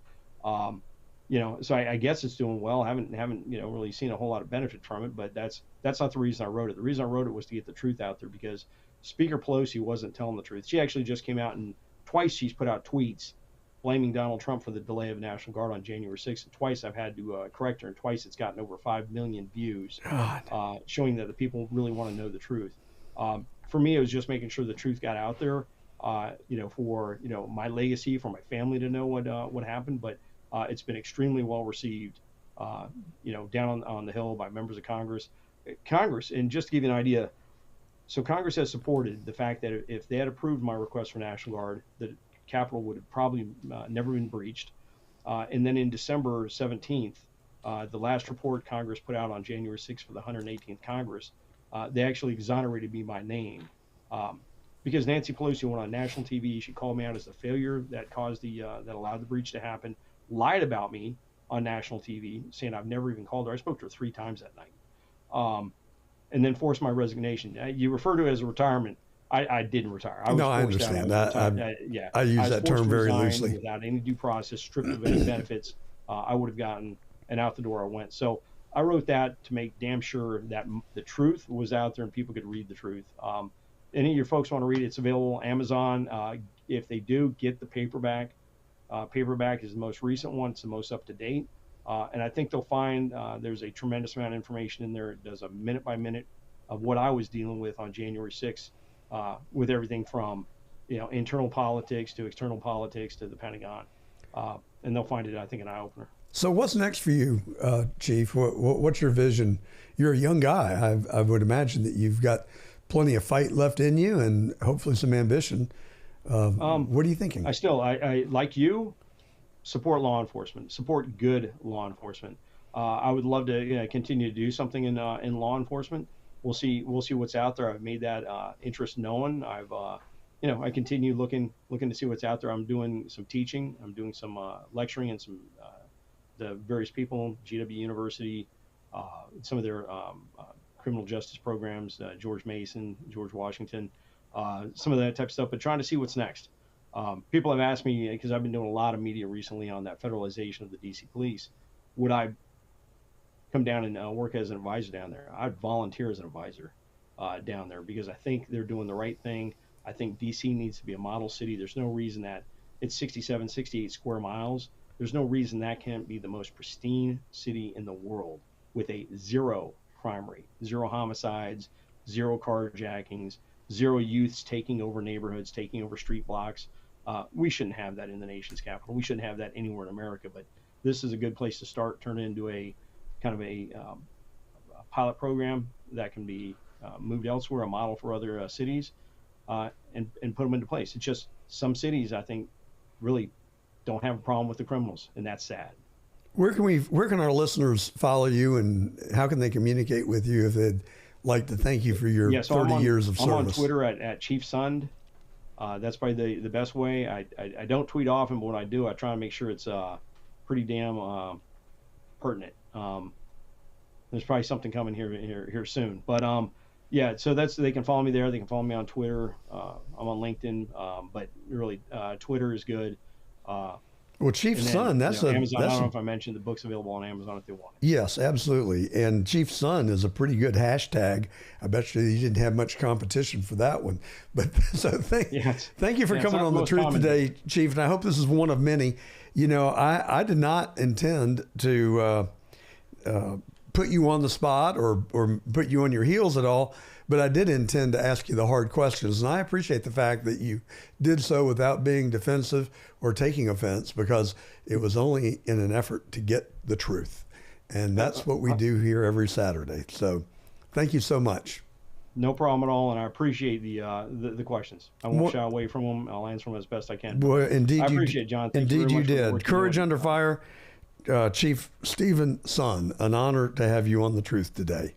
And that is The Truth. I'm John Gordon.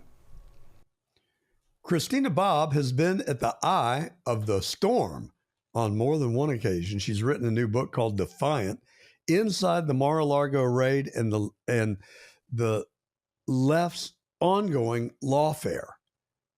Boy, you can say that again. She was also involved in the 2020 election, and trying to right what many of us thought was a stolen election. Christina, welcome to The Truth. Thank you so much for having me. I'm so thrilled to be here. Well, you and I first met while you were working at Mar-a-Lago and helping the president, I guess, lay the groundwork for the 2024 election. And kudos to you. I remember vividly that you were going to assemble a team of lawyers to be at the ready if you detected any election fraud or election engineering. Did the smoothness of 2024 surprise you, or did we miss stuff behind the scenes?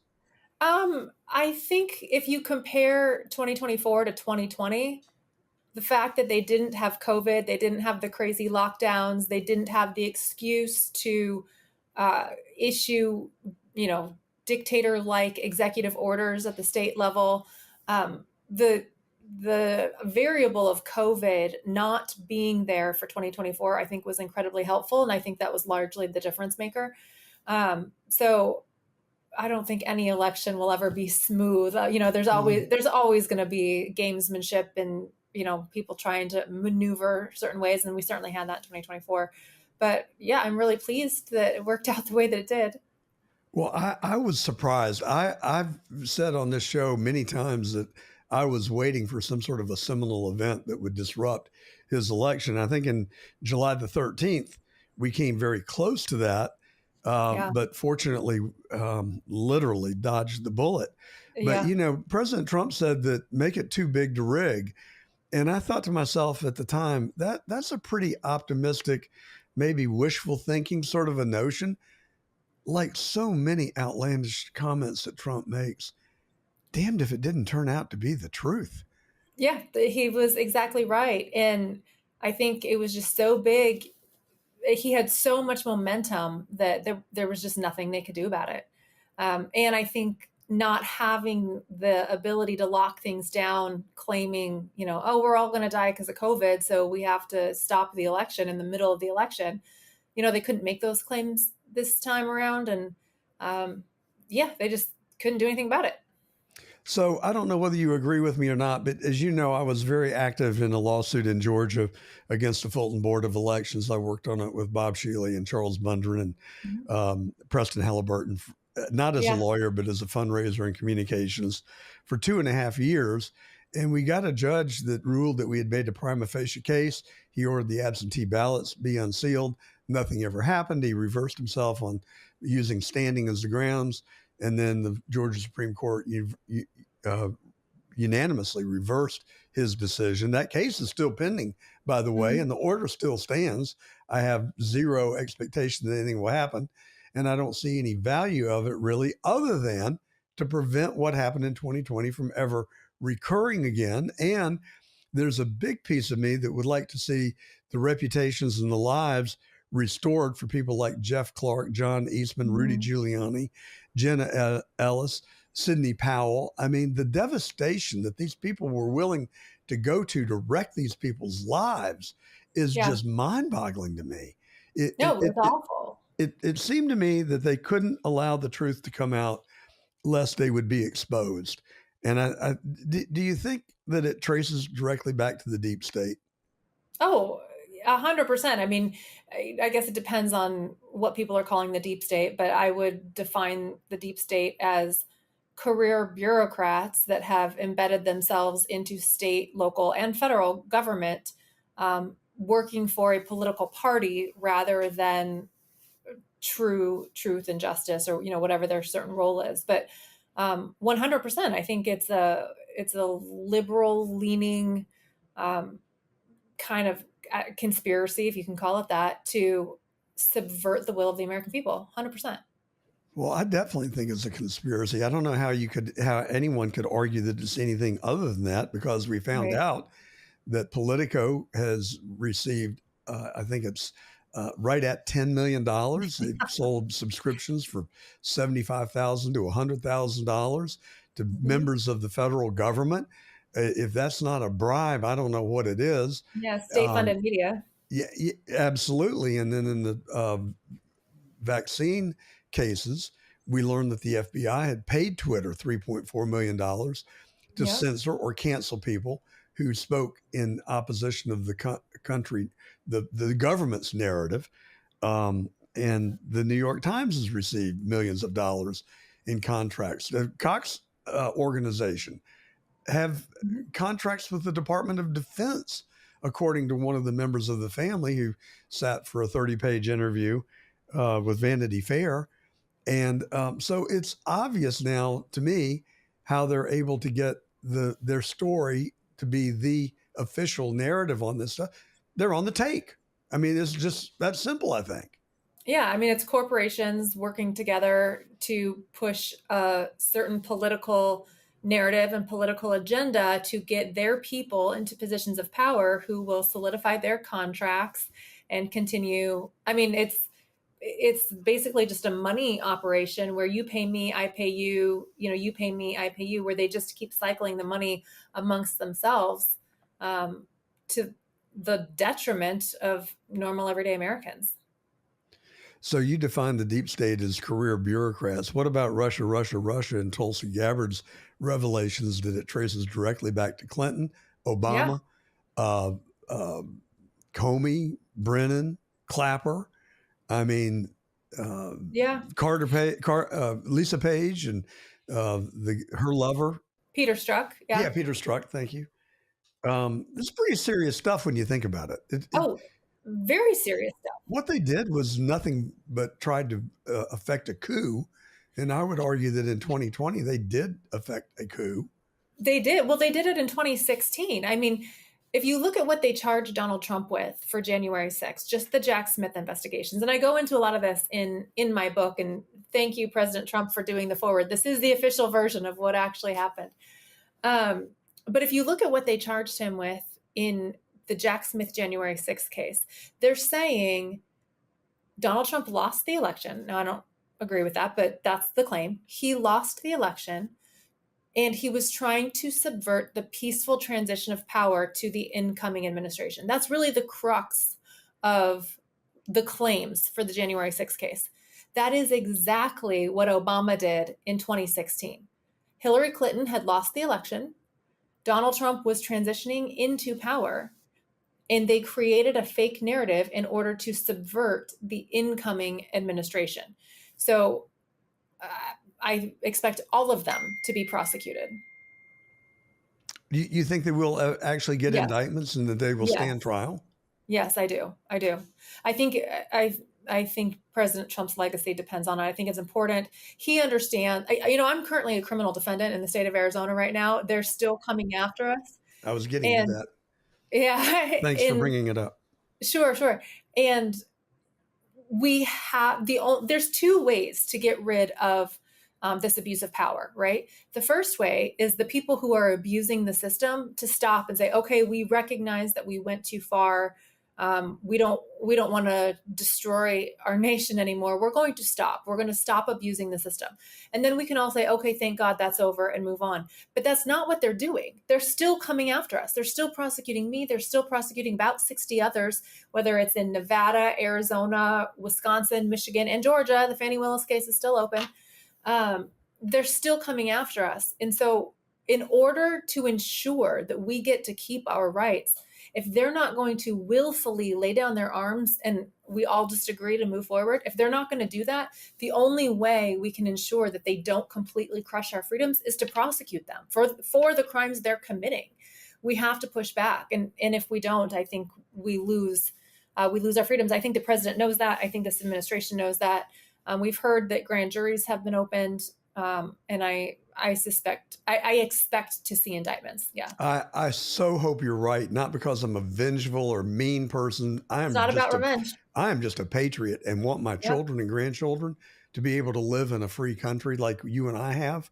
And the things that these people have stooped to just set new lows in our system. And, the things that they've done are bad enough. The residual effect is what really concerns me, because every single bureaucrat in America, whether they're federal, state, or local, realize that they can literally get away with murder and attempted murder, i.e. JFK, i.e. Butler, Pennsylvania, if they're protected by the government.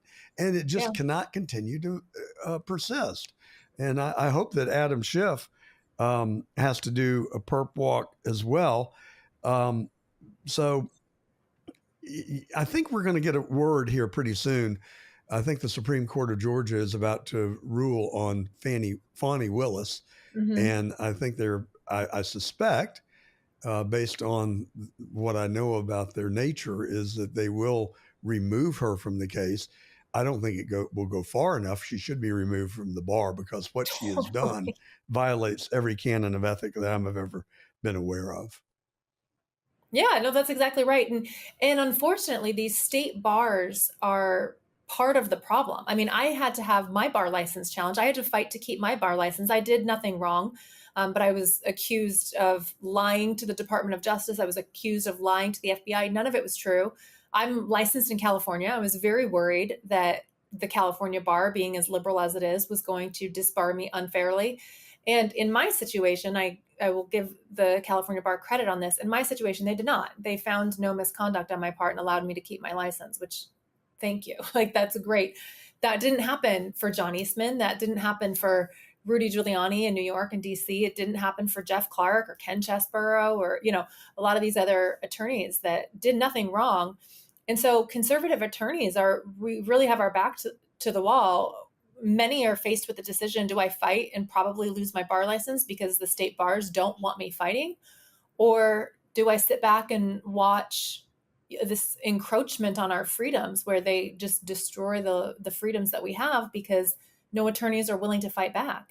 And they're trying to strip conservative attorneys of their bar licenses to ensure that Americans don't have attorneys to represent them and to support them when they try to challenge, political opposition.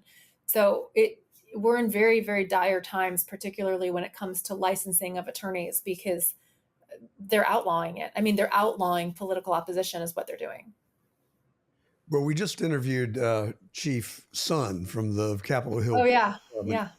Was there on January the 6th. Mm-hmm. He has been horribly mistreated, not as bad as the 1,000 people that were sent to jail for many of them who just peacefully they were just present. Yeah. And may have entered peacefully.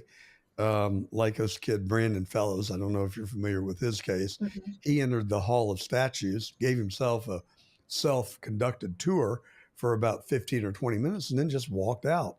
Well, they prosecuted him as an insurrectionist, and he spent 3 years in jail and in really bad conditions.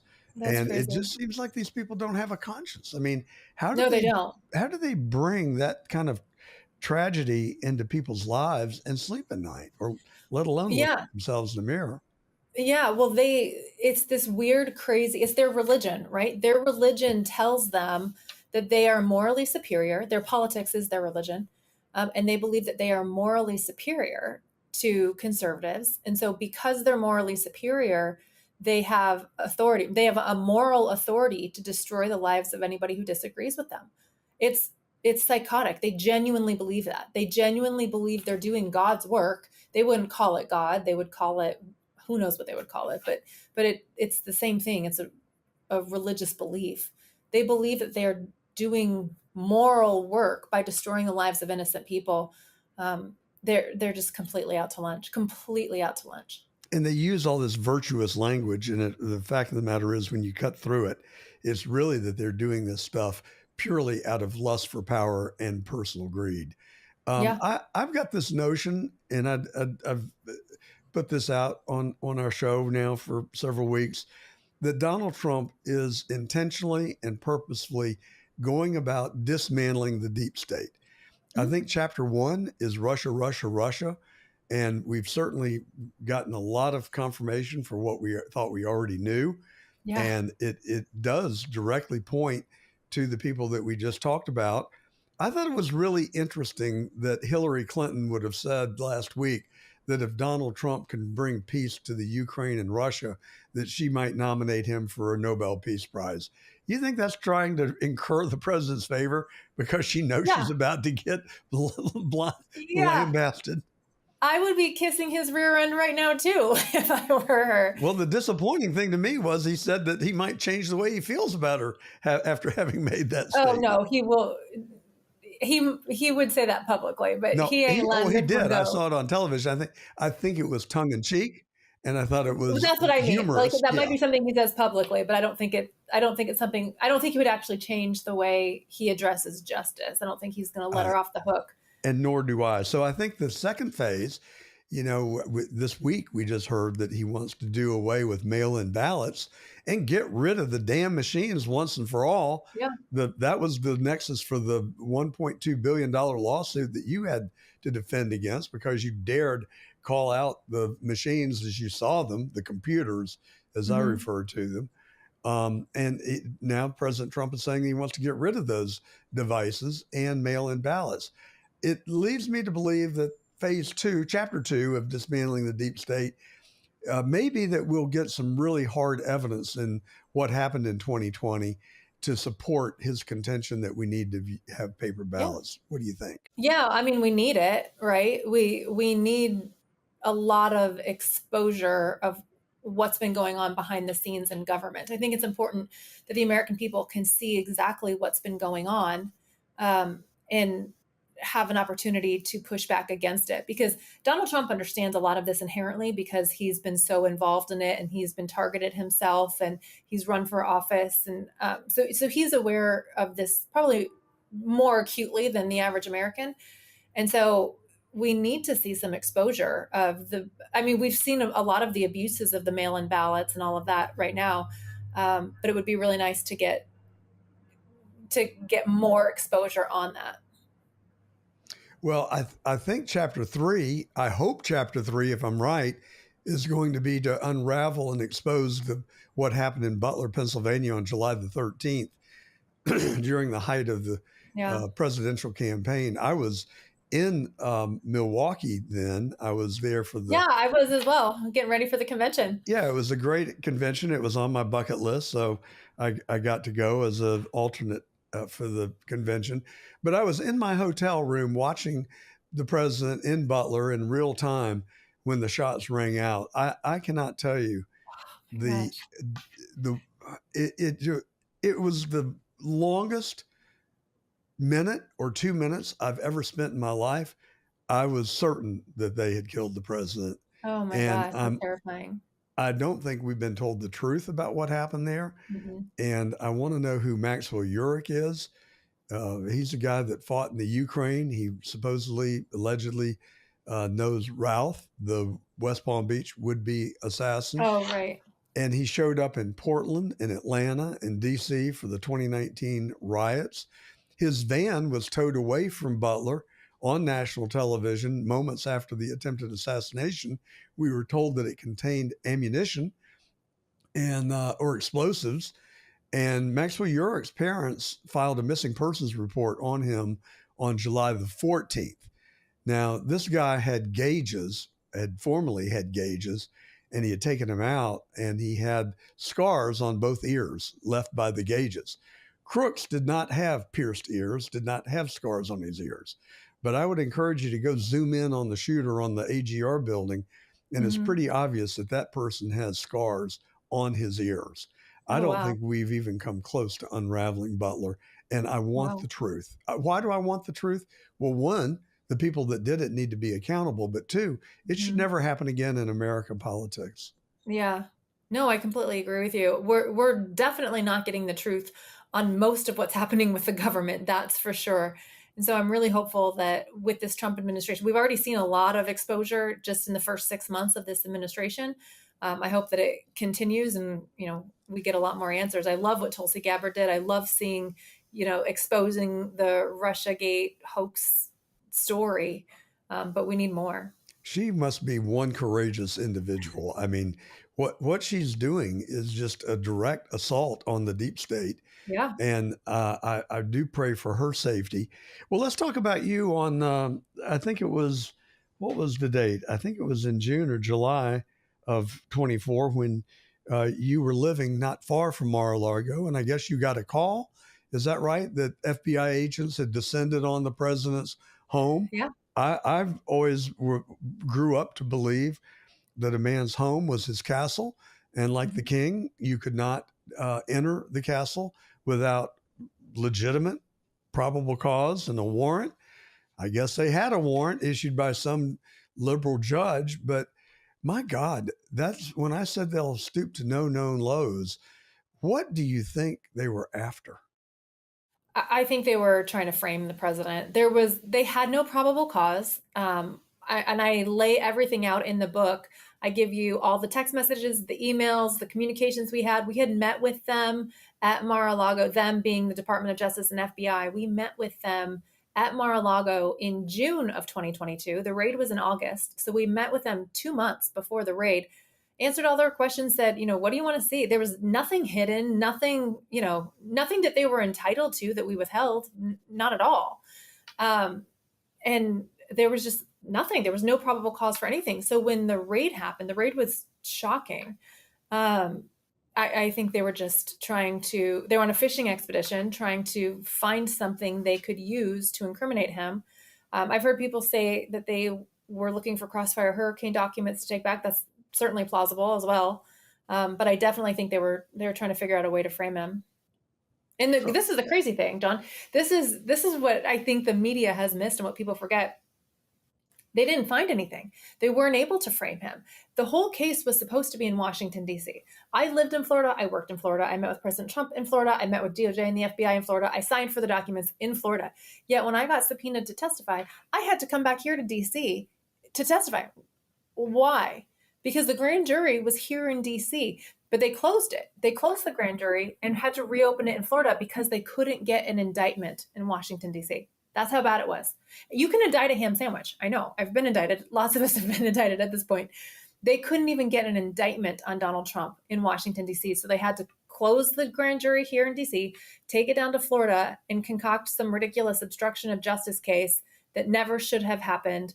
None of it. But they had to do it because they had already raided Mar-a-Lago, and the whole world was staring at them going, why did you raid Mar-a-Lago? So they had to make up some stupid case in Florida that never was going to go anywhere. And everybody knew it wasn't going to go anywhere. So did you try and interfere at all with the FBI agents when they were there without sufficient cause? I mean, did you put your hands up and say, no, you can't come in here? Or well, there was 40 of them and one of me. So no, I mean, I didn't interfere with their investigation. They knew you were a Marine, so they knew they had to bring a lot of people. Well, that's right. They were worried about me. I definitely gave them a hard time. That's for sure. And I give you I was with them for, 8 or 9 hours, whatever it was. And there was a lot of conversation with them. All of that's in the book. I gave them a hard time for sure. I questioned them. I challenged them. I pushed back. I went as far as I could without getting myself arrested, without doing something to violate the law. But yeah, I definitely gave him a hard time. Well, and it was so crooked. I mean, even the pictures that we're now famously aware of that were laid out on the floor were not real documents. I've read that they were staged. No, they were just cover sheets. They were just the cover sheets, and they were cover sheets that the Department of Justice had brought in. Exactly. They were staged. They were staged. It was a staged photo. Well, I also saw an interesting interview with Peter Navarro today.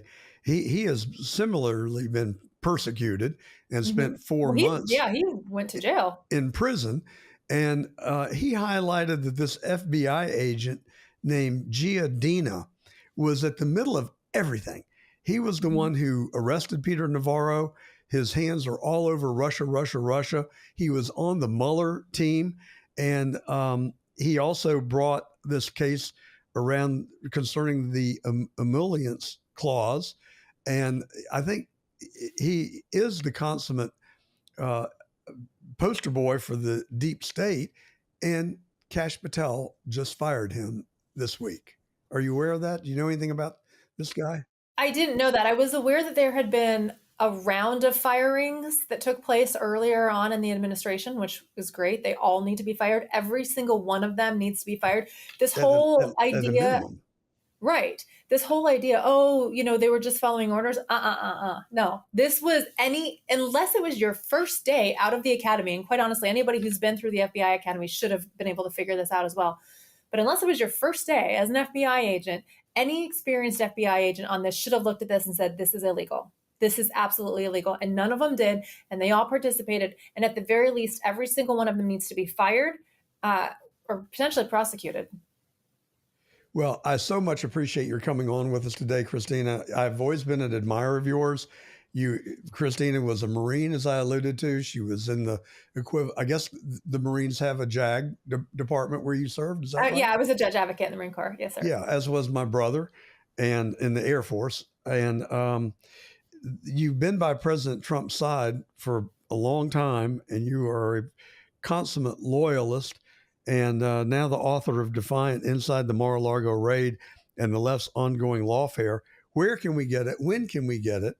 It's available now for pre-sale. You can get it on Amazon, Barnes & Noble, wherever books are sold. If you order it now, it will arrive on your door September 9th. So I got about 2 weeks left before it's like that. And I would be remiss if I didn't mention that you're now with Judicial Watch. Tell us briefly about your work there and what Judicial Watch is all about. Yeah, Judicial Watch, we do great work here. I'm honored to be with this organization. It's basically a government watchdog group, and we expose corruption through getting access to government records, and we litigate for government records. So we've got lots of interesting stuff coming out. Is there any way we can get accountability for these judges that flagrantly do not follow the law and bring their own political bias to the bench? Yeah, there is. We need Congress to do their part. You know, typically the way you get rid of a corrupt judge is through impeachment. But you need a 2/3 majority to convict in the Senate, which we don't have right now. Not going to happen. We need clean elections in order to actually get the majority that we likely have. And judges can be prosecuted for corruption. I think Engoron, or whatever his name is, up in New York, who was just overturned, that penalty was just overturned, the $500 million penalty for President Trump. He should be worried, because that sure looks like an election interference case. He and Letitia James and everybody involved in that, I would be concerned if I were them. Oh, he's such a likable fellow too. I just feel so bad for him. We did a piece on The Truth in search of $18 million homes in Palm Beach. We went around and showed all the $18 million houses. You can't find a parking space for $18 million. Yeah. And then we showed Tarpon Island, which just sold for $150 million. And then showed Mar-a-Lago, which is 17 acres, 100 and something rooms, 62 bedrooms and a ballroom. With oceanfront on both sides. Like it's crazy. It is crazy. There's no other word for it. And intellectually dishonest. That's the thing that really is so disappointing. Christina Bobb, thank you so much for coming on. So enjoyable to spend some time with you today. I am such a fan of yours, John. Thank you so much for having me. It's an honor. Have a good rest of your weekend. You too.